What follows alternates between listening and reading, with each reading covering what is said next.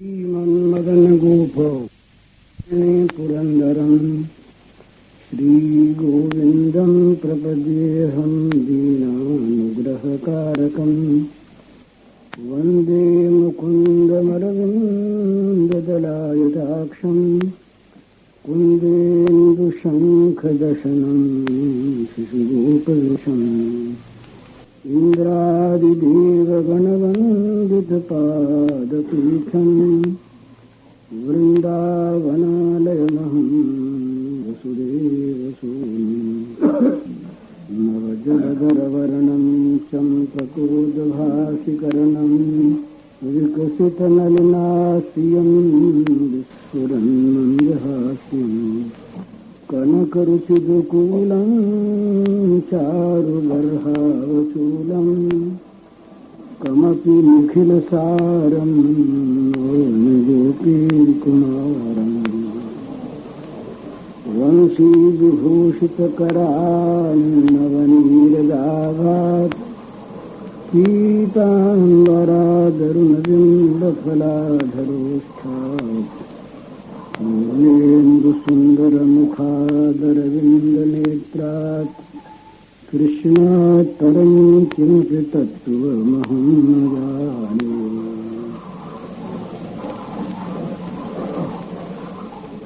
क्वचिद् गायति गायत्सु मदान्धा विश्वनुवृतैः उपगीयमानचरितः स्रग्वी सङ्कर्षणान्वितः क्वचिच्च करहंसानामनुकूजति कूजितम् अभिनृत्यति नृत्यन्तं वर्णिनं हासयन् क्वचित् मेघगम्भीरया वाचा नामभिर्दूरगान् पशून् क्वचिदाभयति प्रीत्या गोपालमनोज्ञया चकोरक्रमुचचक्राः भारद्वाजाश्च बर्हिणः अनुरौतु स्म सत्त्वानां भीतवद्व्याघ्रसिंहयोः क्वचित् क्रीडापरिश्रान्तं गोपोत्सङ्गोपबर्हणं स्वयं विश्वमयत्यार्यं पादसंवाहनादिभिः नृत्यतो गायत क्वापि बल्गतो युध्यतो मिथः गृहीतहस्तौ गोपालान् हसन्तौ प्रशंसतुः क्वचित् पल्लवकल्पेषु नियुद्धश्रमकर्षिताः वृक्षमूलाश्रयस्येते गोपोत्सङ्गोपबर्हणः पादसंवाहनं चक्रू केचित्तस्य महात्मनः अपरे हतपाप्मानो यजनैः समवीजयन् अन्ये तदनुरूपाणि मनोज्ञानि महात्मनः गायन्ति स्म महाराज स्नेह क्लिन्मुधियक्षणैः एवं निगूढात्मगतिस्त्वमायया गोपात्मजत्वं चरितैर्विडम्बयन् रेमे रमालालितपादपल्लवो ग्राम्यै समं ग्राम्यवदेशचेष्टिताः।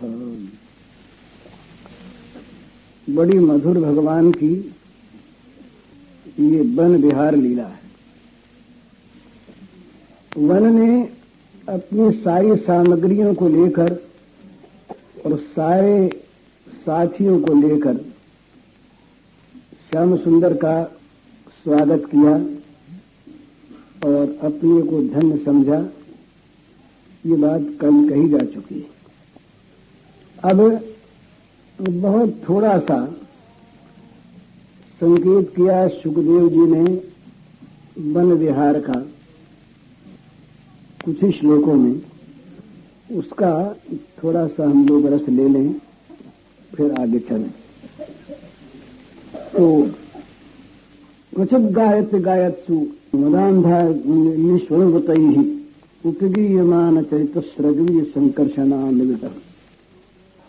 ये जहां जहां पर भगवान जाते स्वाभाविक वहां वहां जो पुष्पों की पराग पर रसपान करते हुए भंवरे, वो सब उस रस को छोड़कर दल के दल भगवान के आसपास आ जाते।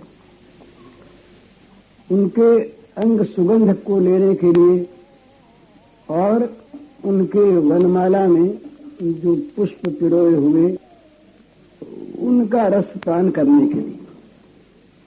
ये रोज की बात। तो एक से एक अत्यंत मनोरम कौतुक का निर्माण होता जाता इनकी लीला में। तो भंवरे बहुत से आ गए और भंवरे सारे के सारे वो सौरभ पान से प्रमत्त थे। सब के सब मतवाले भंवरे वो गुनगुन करने लगे। तो उनके गुंजार को सुनकर ठीक उसी स्वर में श्याम सुंदर भी गुनगुनाने लगे। वो इतना सफल अनुकरण, वो क्या भंवरों में कौन बोलता है? भंवरों में गुनगुनाहट करने वाला कौन है? पुष्पों में खिलने वाला कौन है? पुष्पों की सुगंध कौन है? ये सब वही तो है ना। तो सारा इनको अभ्यास है।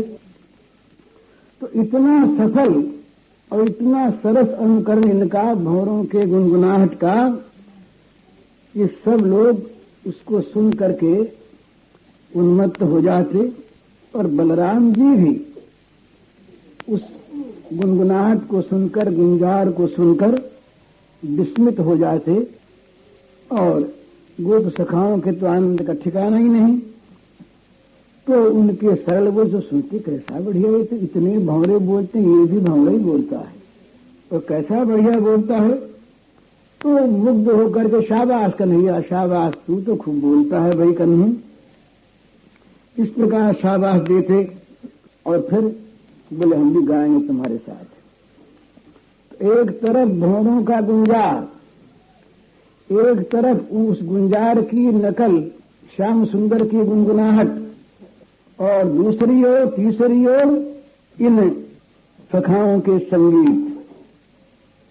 ये किसी ने सीखा उखा नहीं ताल स्वर, पर ये सारी ताल स्वर की योजना अपने आप ठीक लय में बंधी हुई उनके कंठों के सुरों की धारा,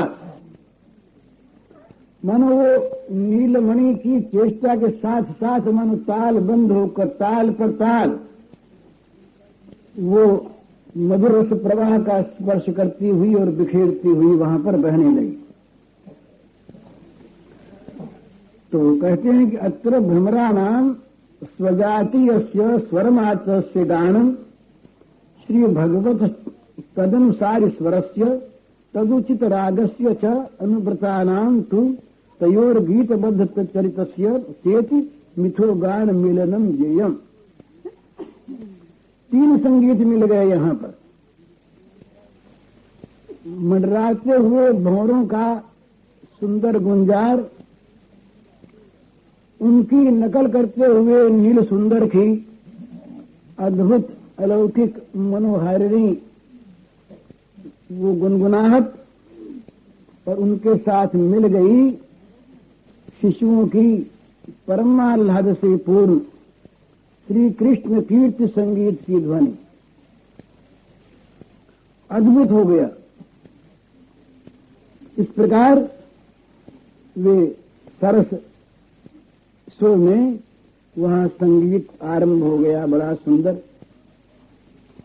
इतने में सुग्गे वहां तो तमाम बन के पक्षी रहे ना, और नए नए पक्षी भी आ गए।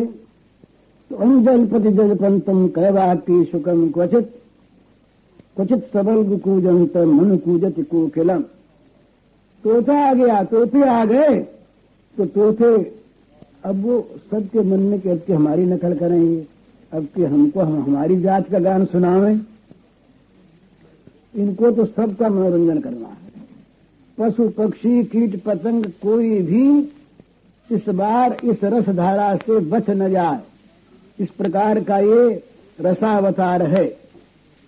मनुष्यों को नहीं, देवताओं और ऋषियों को नहीं, जड़ चेतन प्राणी मात्र को, सारे जगत की समस्त प्रकृति को रसमयी बनाने के लिए ये रसावतार श्री कृष्ण श्याम सुंदर का। तो शुक की सुग्गे की मनोहारिणी ध्वनि के साथ साथ ये भी सरस स्वर में उसका अनुकरण करते। वो जैसे बोलता ऐसे ये भी बोलते। और कभी वो जब कोयल पूजती पंचम स्वर में तो उसकी अपेक्षा भी अधिक मृदुल स्वर में, ठीक मानो कोयल की राग भर रहे। कोई पहचान नहीं सकता कि कोयल बोल रही है या आदमी बोल रहा है।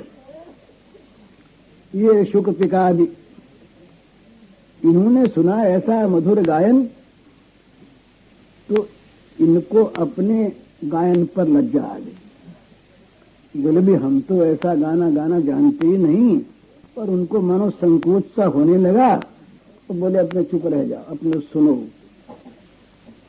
कहाँ ये हमारी बड़ी कर्कश ध्वनि और कहाँ ये मधुर सुरीला सुर वीर सुंदर का। इतने में छोटे छोटे हंस, उनका शब्द सुनाई दिया कि क्वचित कलहंसा नाम अनुकूजति कूजितम अभिनृत्यते नृत्यंतम बर्हिणम हासयन क्वचित।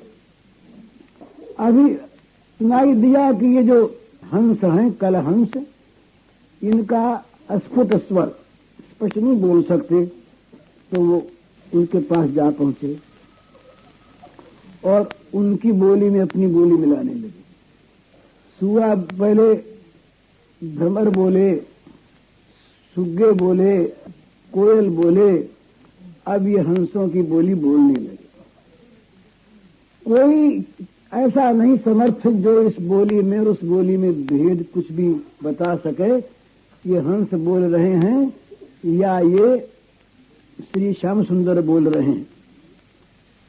तो ये बाल मराल है, ये बाल मराल हैं। ये भी छोटे से हंस से, ये भी इन बाल मराल की जो ये अनुकरण प्रियता और अनुकूर्ण सफलता, बस ठीक मानो हंस बोल रहे हैं। इतने में मयूर सब आ गए। मयूरों ने आकर के नाचना शुरू किया, अपनी अपनी पांखें फैलाकर, पूंछ फैलाकर, तो ये पहुंच गए। इन्होंने अपने उत्तरीय वस्त्र को यूं पीछे से दोनों हाथों से फैला लिया, पूंछ फैला ली ना, दोनों हाथों से अपने पीतांबर के उत्तरीय को पीछे फैलाकर मानो नाचने वाले मोर ही बन गए। और ठीक ठीक वो मोरों के तालबंध पर उन्हीं के सामने मोरों की भांति नाचने लगे। मोरों ने देखा मोर ही नाच रहा है। तो अब वो महामरकत श्यामल श्रीअंगों की विचित्र वो भंगिमाओं को देख देख कर वो सारे गोप शिशु हंसने लगे, ताली बजाने लगे। बोले देखो कन्हैया मोर बन गया। पता ही नहीं लगता कि मोर नाच रहा है कि ये कन्हैया नाच रहा है। मयूरों को संकोच हुआ कि हमारा नाच तो कुछ नहीं, तो वो अपनी पूंछों को सिकोड़ कर और इनका नाच देखने लगे। उन्हें बड़ी अनुभूति हुई कि हम तो इनके नकल कर ही नहीं सकते। अब सारे के सारे शिशु, सारे के सारे सखा तो इस खेल में प्रमत्त हो गए। गायें कुछ दूर निकल गई, चरती चरती गायें कुछ दूर चली। ये भी गायों के दूर जाना भी इनका एक लीला का ही संकेत है। तो मेघ गंभीरया वाचा नामधुर दूरगाम पशून कुचिदाभयति प्रीत्या गो गोपाल मनोजया। तो ये सारे के सारे गोप शिशु तो अपनी सुध बुध खो बैठे।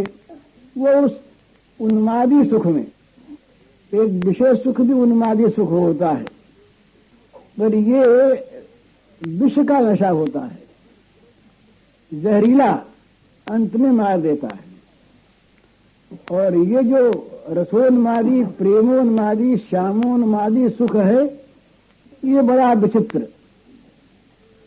तो ये गोप शिशु सब सुध बुध खो बैठे और गायें दूर गई तो अकस्मात इनको तो अपना सारा लीला का काम करना है, तो ये मानो जाग उठे। वो तो सब सो गए और ये जाग गए। वो प्रेम निद्रा में सो गए माने नींद नहीं आ गई। और गायों को देखा नहीं। अरे बोले भैया देखो तो सही, ये गाय कहाँ चली गई? गाय चल रही थी यहाँ पर, गई कहाँ? यूं करके सावधान करते और शिशु ने देखा रे गाय तो नहीं। तो बोले कन्हैया गाय कहाँ चली गई, हम लोग तो खेलने में लग गए। तो बोले देखो तुम लोग डरो मत, अभी अभी गायों को बुलाता हूँ। तुम देखो तो चढ़ गए कूद कर कदम पर, और ऊंची शाखा पर ऊंचे पर जा चढ़े। ये तो बंदरों की भांति कूदना में सीख गए थे ना, इस डाल से उस डाल पर। तो ये वन बिहारी क्या बात इनके लिए बड़ी, तो ये उछल करके और वृक्ष की ऊंची से ऊंची टहनी पर पहुंच गए और नाम ले करके पिशंग मणिकस्तणी प्रणत संग पिंगे क्षणे मृदंग मुख धूमले शबल हंस वंशी प्रिय इति स्वसुरभि कुलम मुहुरीर्नहि ध्वनि विदूरगत माभयन हरति हंत चित्तम हरि। कबहू दूर जाय जब गाय ललित कदम बन पर चढ़ आए, आनंद घन सम सुंदर तेरनी इत उत वह हेरनी पट फेरनी। हे गंगे हे गोदावरी, हे जमुने हे भावरी चावरी, हे मंजरी हे कुंजरी सियरी, हे धौरी धूमरी पियरी। चढ़ करके और अपनी जान में जोर की आवाज, और फिर साथ साथ चिन्ह एक और प्रकट किया। वो पीताम्बर लेके फहराने लगे, इधर आ जाओ। तो नाम ले करके अरि प्रसंगी मणिकस्तनी प्रणत श्रृंगी पिंगे क्षणे मृदंग मुखी धूमले हंसी वंशी प्रिय के सब नाम रख छोड़े थे। और ये गंगा गोदावरी जमुना भावरी चावरी पियरी धोरी कुंजरी मंजरी सियरी नमानम कितने नाम रहे। तो नामों को ले करके जहां इन्होंने पुकारा कि सारी गायें इकट्ठी हो गई। यहाँ कहाँ तो घास चर रही थी कोमल कोमल, और कहाँ ये पुकार सुनते उनके सिर घास छोड़ के ऊपर उठ गए। उस नाद की तरफ, भगवान के निमंत्रण की तरफ उठ गए सबके सिर। कानों को लगा लिया उधर हमबार कर उठी और बेग से दौड़ी दौड़ी आई नंदन नंदन के पास, इकट्ठी हो गई। ये कूद पड़े नीचे। अब पूछ के क्या करने लगे। चतुर्भुज प्रभु पीठ पथ लिए करे आनंद नूर समाये, पूछत रेणु धेनु के मुखते गिरि गोवर्धन राय। उतर गए नीचे, उतर करके अपने पीताम्बर से उन सबके मुखों की धूल पोंछने लगे। गायें धन्य हो गई, उनके आंखों में रस बरसने लगा। गोप शिशु तो सब देख करके आनंद मत हो, देखो ना तभी तो ये गायें आती हैं कि कन्हैया के बुलाने से। कैसे ये अपने कपड़े से मुंह पोंछ रहा, देखो धूल पोंछ रहा है गायों की हैं। और तमाम धेनु वहां पर इकट्ठी हो गई। ये असल में ब्रज की जो धेनु है ना, ये सारी की सारी ये भगवान का जो सदंश है, संधनी शक्ति, उसी की परिणति है। ये संधनी शक्ति वहां गायों के रूप में, ब्रज के रूप में ये प्रकट है। तो इनकी प्रत्येक चेष्टा में भी कोई न कोई अर्थ होता है। तो श्री कृष्ण श्याम सुंदर जो उनके पालक हैं, उनके दुर्गों का, उनके अधरों का, उनके श्रीअंगों का प्रत्येक स्पंदन ही ये कोई न कोई रहस्य का संकेत करने वाला होता है। श्री कृष्ण की कोई चेष्टा व्यर्थ नहीं होती। तो ये गायें जो इतनी दूर गई थी, ये कोई अपने आप छोड़ करके गई हूं सो बात नहीं, ये गई लीला शक्ति की प्रेरणा से ही। तो ये इसलिए कि श्याम सुंदर का जो ये लीला क्रम है, आनंद विहार, ये सांगोपांग रूप से संपन्न हो जाए, इसमें और भी रस की धारा फूट निकले, कुछ और संकेत पाले। देव समाज सारा देख रहा। अब गायों के दूर जाने में बहुत से रहस्य हैं, और वो अलग अलग प्रेमियों का अलग। देव समाज को अपनी बुद्धि से एक रहस्य की प्रतीति हुई। देव समाज सारा देख रहा था। उनके मन में आया कि भाई ये मानो गायों को अलग भेज करके ये लीला शक्ति ने भगवान की ये हम लोगों को और संसार के विषयासक्त बद्ध जीवों को मानो ये उपदेश दिया है। ये गायें भी मानो मूक संकेत कर रही हैं लीला शक्ति की प्रेरणा से कि भाई देखो, दशा देखो अपनी। सच्चिदानंद घन पुरुषोत्तम श्री गोपेंद्र नंदन भगवान श्याम सुंदर ये नित्य तुम्हारे साथ है। एक से एक बढ़कर ये सुंदर से सुंदर बिहार का उद्भव करके और ये तुम्हारा आनंद बढ़ा रहे हैं सब जगत में, सब लोगों। परंतु फिर भी ये जीव का कैसा पशु स्वभाव है, पाशविकता जाग उठती है कि वो इन भगवान को छोड़कर, इन भगवान के आनंद विहार को छोड़कर ये लोभ से, तिनकों के लोभ से ये इनको छोड़ के अलग चला जाता है। और ये भी संकेत है कि तुम चाहे भूल जाओ वो भूलेंगे नहीं। गायों को पुकार के बुलाया नाम ले लेकर के, तो उनकी कृपा का मानो संकेत गायें कर रही हैं, श्याम सुंदर की लीला शक्ति कर रही है कि देखो तुम अपने पशु स्वभाव बस भगवान को छोड़ के भोगों की ओर चाहे प्रवृत्त हो जाओ, पर भगवान ये अपरिसीम स्नेह सागर हैं, ये कभी नहीं भूलेंगे, फिर बुलाएंगे। स्नेह, चिकनाई, चिकनाई कौन सी होती है? जो मन की होती है। बाहर की चिकनाई नहीं होती। बाहर तो बहुत से लोग चिकनिया बन जाते हैं, तो उनकी चिकनाई का कोई अर्थ नहीं होता। जिसके हृदय में स्नेह सरिता उमड़ रही है और कहीं ऊपर से वो रुखाई भी करते हैं। यशोदा मैया की कम रुखाई, लकुटी लेकर के हाथ में लगी डांटने, बोले मारूंगी, मिट्टी खाता शरारती कहीं का, पर चिकनाई भरी हुई हृदय में स्नेह भरा हुआ उमड़ रहा स्नेह का समुद्र।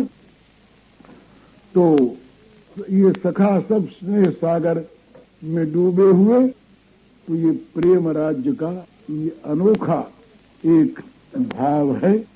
अनादि काल से ये प्रेमी जन सेवा ही करते हैं और अनादि काल से ये श्याम सुंदर अतृप्त रहकर सेवा ही कराते हैं। इनके तृप्ति का एकमात्र स्वरूप है अपने स्वरूपभूत नित्य लीला रस सुधा का पान करना, इससे अघाना नहीं, ऊबना नहीं। और यही कारण है कि यहाँ पर ऐश्वर्य आता नहीं। तो पद संवाहनम चक्रुहु केचित प्रस्य महात्मनः अपरे हत पाप मानो विजन ही सम विजयन, विजय सम विजयन। ये हवा करके पैरों को दबाकर, अंगों को दबाकर ये सब के सब श्याम सुंदर की श्रांति हर रहे हैं, उनकी क्लांति हर रहे हैं, ये सब के सब। तो यहाँ पर एक विशेष बात क्या है?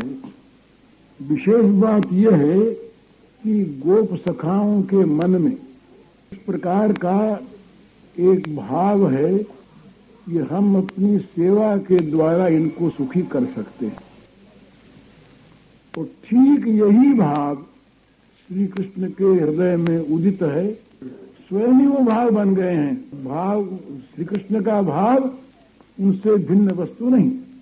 जैसे उनका देह उनसे भिन्न नहीं, ऐसे उनका मन उनसे भिन्न नहीं, मन भी वही।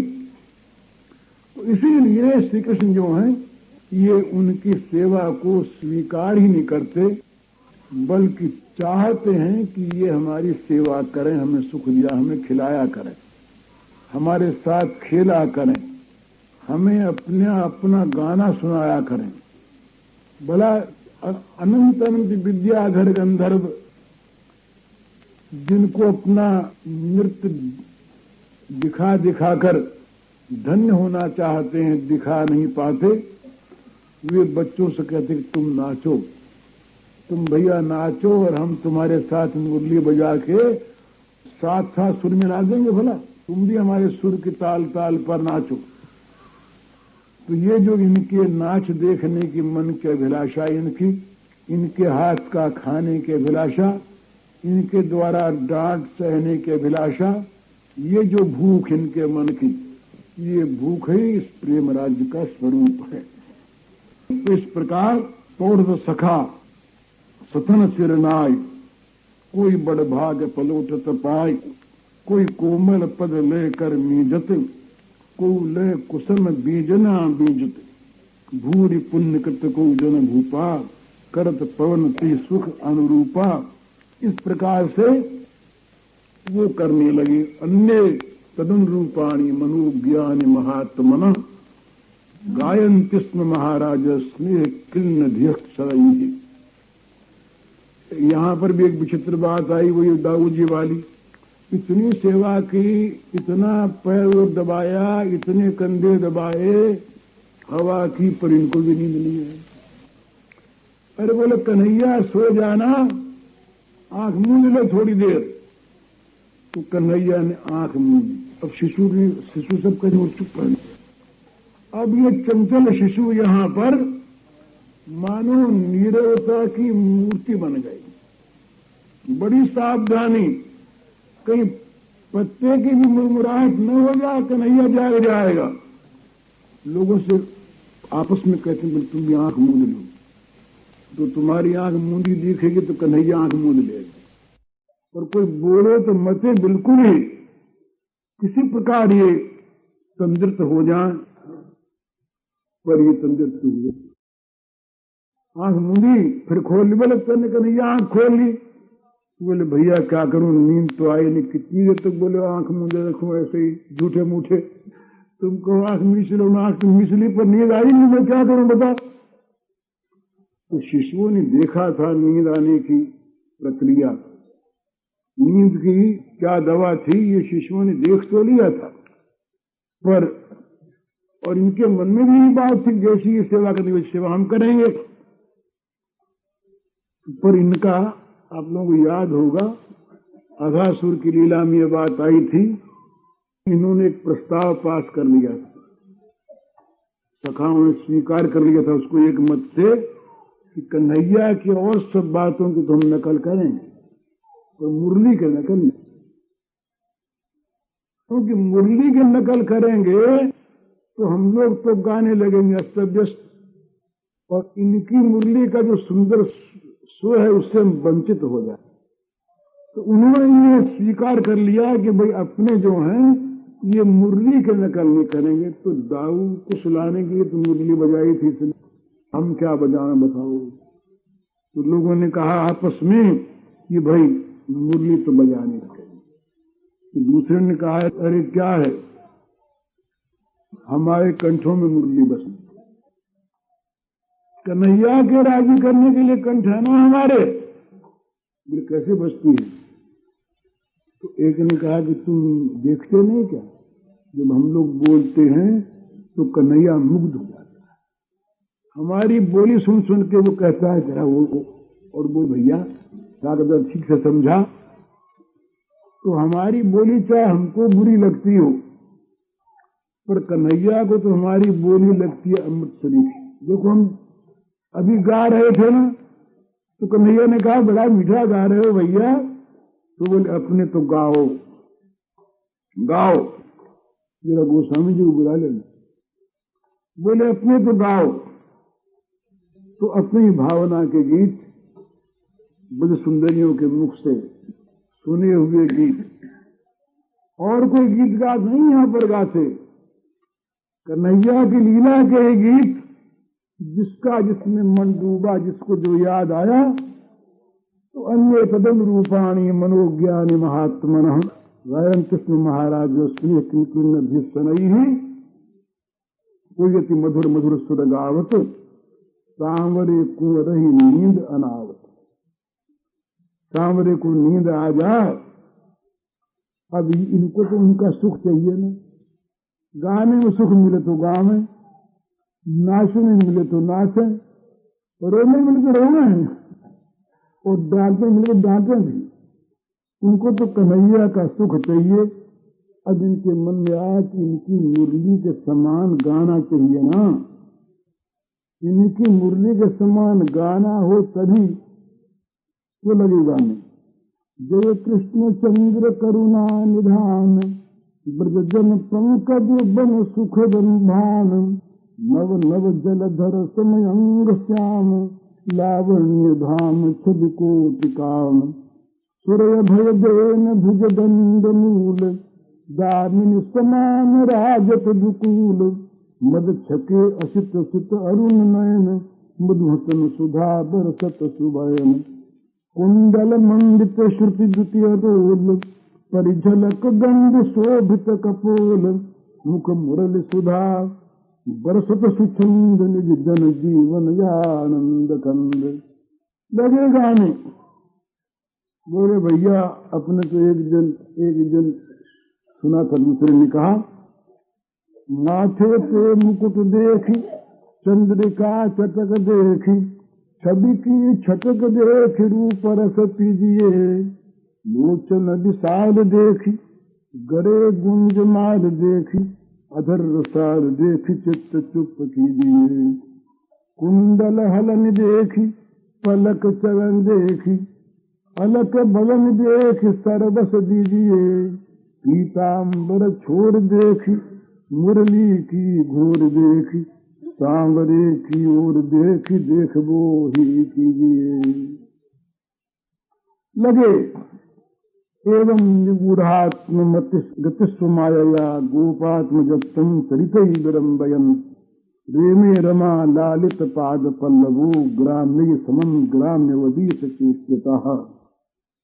भगवान श्री कृष्ण का ये दिव्याति दिव्य परम मनोहर अरण्य विहार का ये छोटा सा चित्र है, बहुत छोटा, अनंत अनंत काल तक, अनंत अनंत अनंत अनंत अनंत शेष, अनंत अनंत काल तक हजारों हजारों मुखों से इस लीला का गान करते रहें तो न वहां काल का व्यवधान, न किसी चीज की सीमा।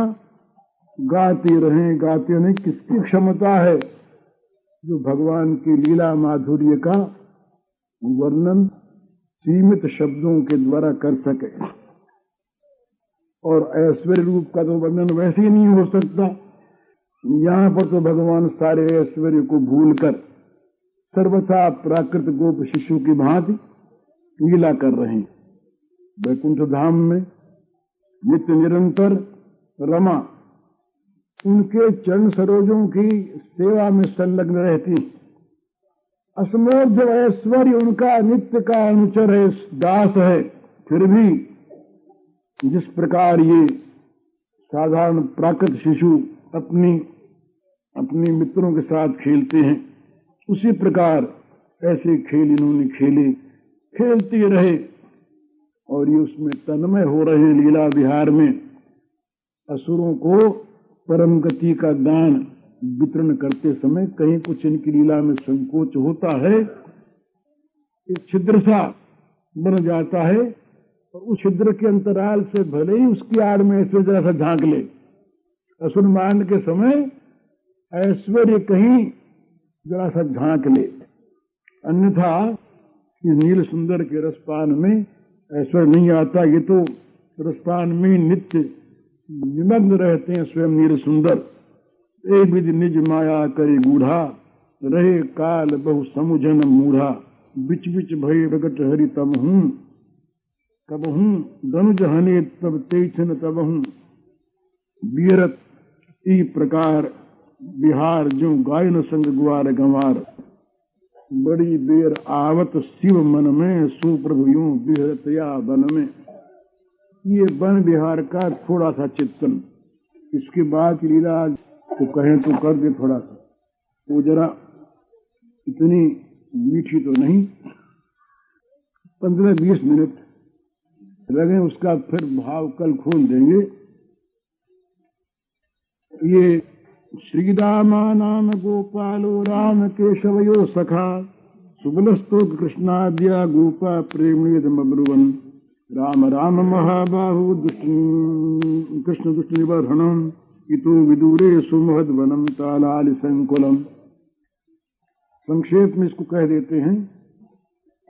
ये सखाओं में प्रधान सखा रहे श्री राम, तो उन्होंने सुबल स्तोत कृष्ण, छोटे कृष्ण ग्वाल बालों ने आकर के ये भी एक लीला विहार बड़े प्रेम से कहा श्याम राम से कि भैया देखो, अब तुम्हारे सामने आकर के हमारी कोई बात बाकी मन की रह जाए तो कैसे रहेगी। हमारे तो मन में आ रही है कि ताल फल खाने के मन में आ रही। और दाऊ भैया तुम्हारा तो नाम ही बलराम है, तुम्हारे बल का क्या ठिकाना है। और ये कन्हैया ये तो बात की बात में सारे असुरों को मार डालता। तो भैया यहाँ से थोड़ी दूर पर एक जंगल है, उस जंगल में तमाम ताल के पेड़ लगे हैं और वहां गिरते रहते हैं ताल के फल। ऊपर वहां एक राक्षस रहता है गधे के रूप में, धेनुकासुर, और वो बड़ा बलवान है और न मालूम उसने कितने आदमियों को आज तक खा लिया है। तो भैया हमारे तो जीभ अभी मुंह में पानी भरा आ रहा है।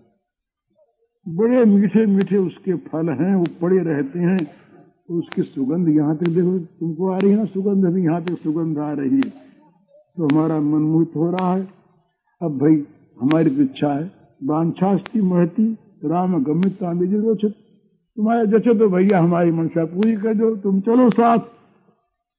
तो दोनों हंसे गए वहां पर और जा करके उस पशु को मार दिया। ये कथा कल कहेंगे, बीच में अगली बात कह दी। इसके बाद ये ब्रज में आए, ये बात कहने का मन था आज, तो ये थोड़ी सी अब ये गाय चराने लगे। रोज का इनका काम हुआ, गाय चराने जाएं और ये रोज लौटें।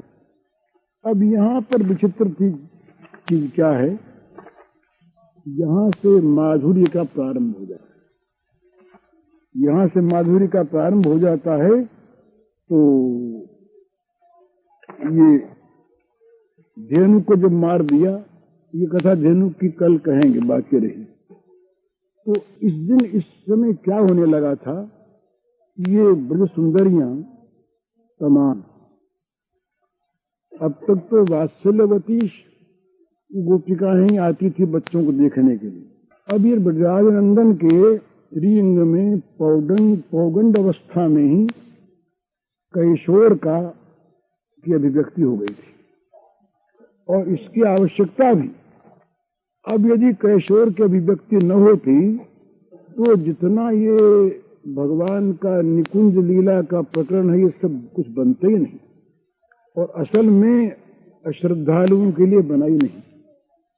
वो तो 10 वर्ष की अवस्था में श्याम सुंदर ब्रज को छोड़ आए, वृंदावन को छोड़ आए, तो उनकी दृष्टि में ये चीज बनी नहीं, लेकिन गोपांगनाओं की दृष्टि में और श्याम सुंदर की दृष्टि में ये भगवान में, श्री श्याम सुंदर में कैशोर भाव का आविर्भाव हो गया। तो श्री राधिकादि और इनकी काव्य रूपा गोपियों में भी ये इसी वयस के समुचित कैशोर भाव का विकास हो गया। तो ये क्या होता है, जब ये रोज जाते तो दिन भर तो उन गोपांगनाओं के चर्चा का, मनन का विषय बना रहता श्याम सुंदर। यही चीज है भला साधना से हम देखें तो उन श्याम सुंदर के अतिरिक्त उनके मन पर कल्पना के लिए भी, क्षण मात्र के लिए भी दूसरे किसी भाव का उदय नहीं होता, स्मृति नहीं होती। तो वो भगवान के स्मरण के द्वारा ही वो ब्रजबधु में दिन भर अपने मनस्ताप को शांत करती रहती। अपराह्न काल होता तो उनके मन में बड़ी भारी त्वरा लग जाती, अब लौटते होंगे, अब विहार करते हुए लौटते होंगे। तो उनका लौटना देखने के लिए वे सब के सब वहां पर दरवाजों पर आकर के खड़ी हो जाती, चारों तरफ देख।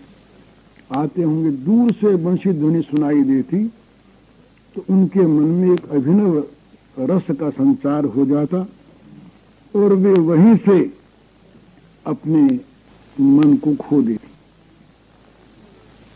और वहीं से उनको दिखने लगता उनका स्वरूप भी मुरली ध्वनि के साथ साथ दिखने लगता।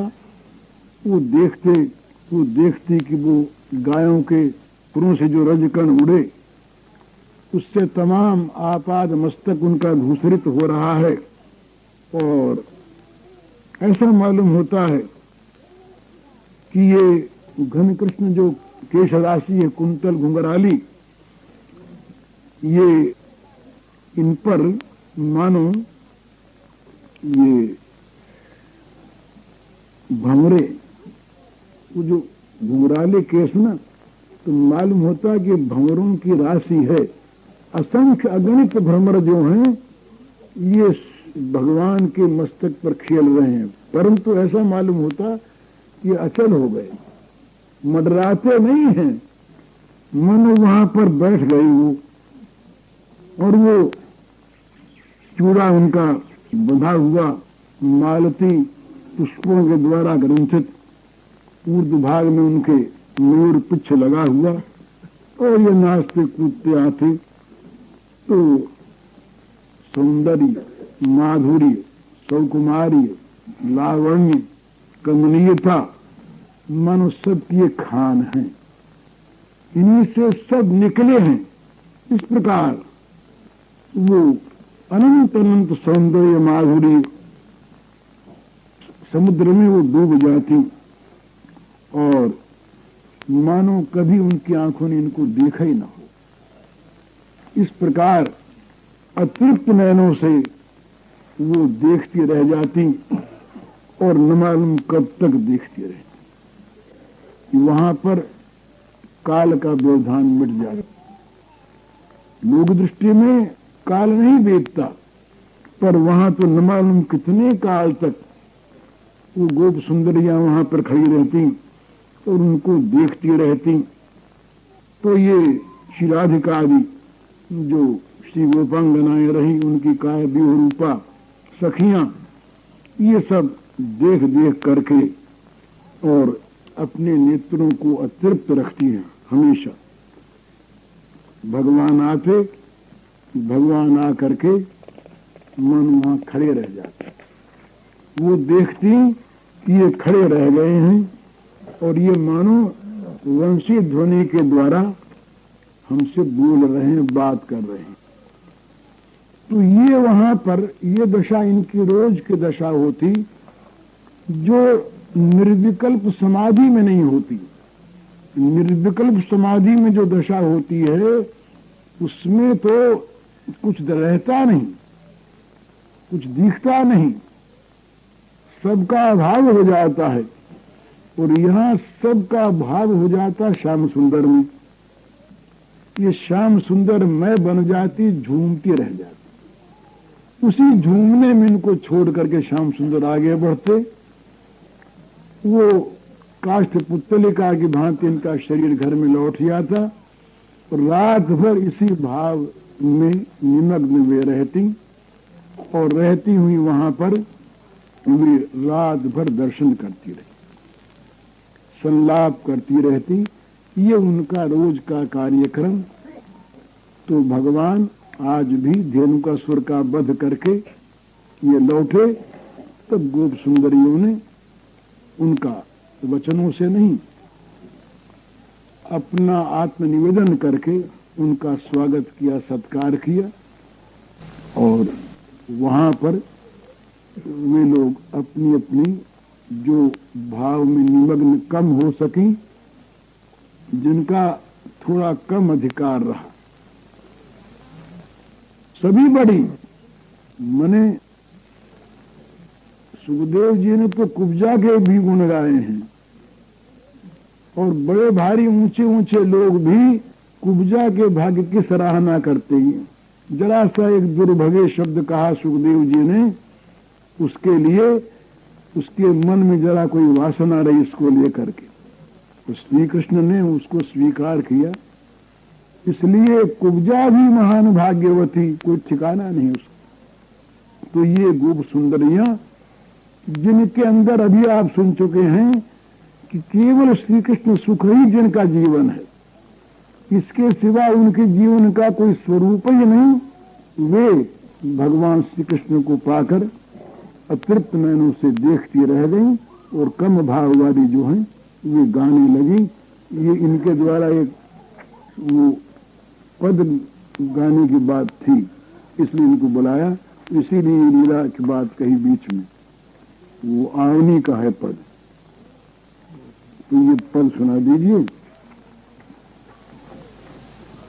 हाँ, एक तो मधुर, एक नील मन धेनु लिए संगाव, धेनु लिए संग आवत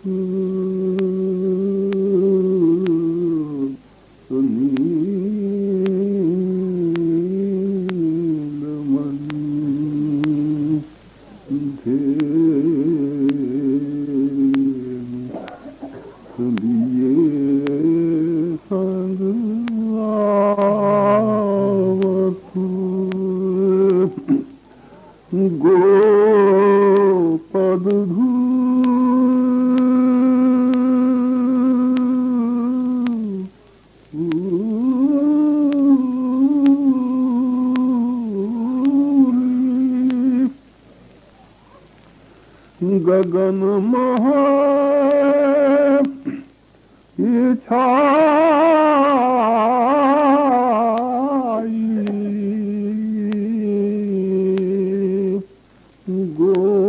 गोपद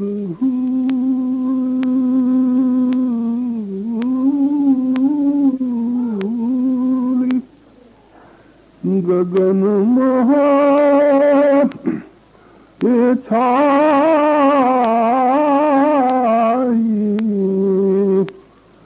गोधन इतुत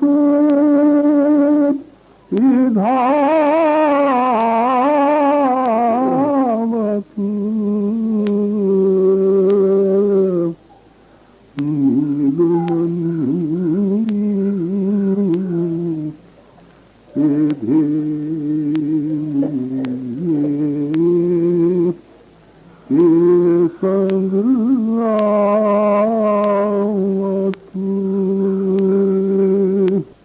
तीरथ ग्वाल बाल संग प्रमुदित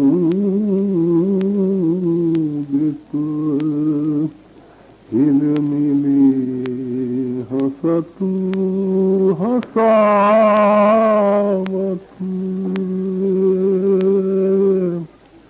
क्रीडत ग्वाल बाल संग प्रमुदित हिली मिली हसतु हसावत नाचत कूदत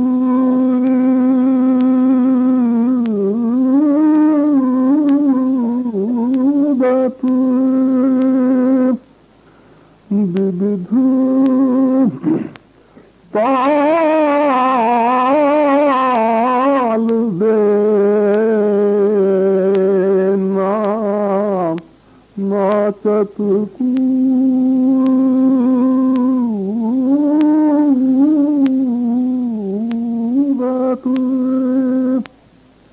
विविध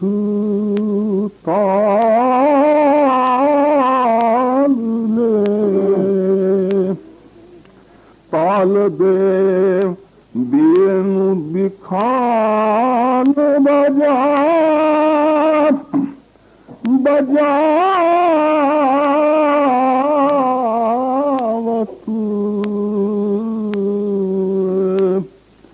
बेनु बिखान बजावत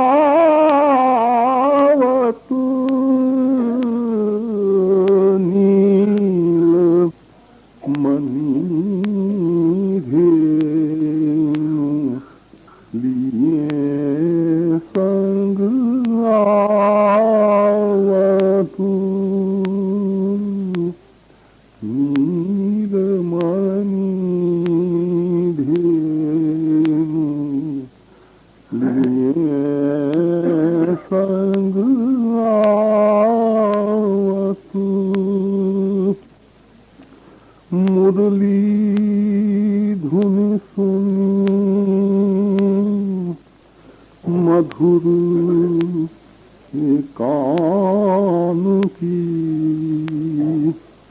घर घर ये मंगल छाए मुरली धुनी सुनी मधुर कान की घर घर ये मंगल छाए ब्रज जन मन रंजन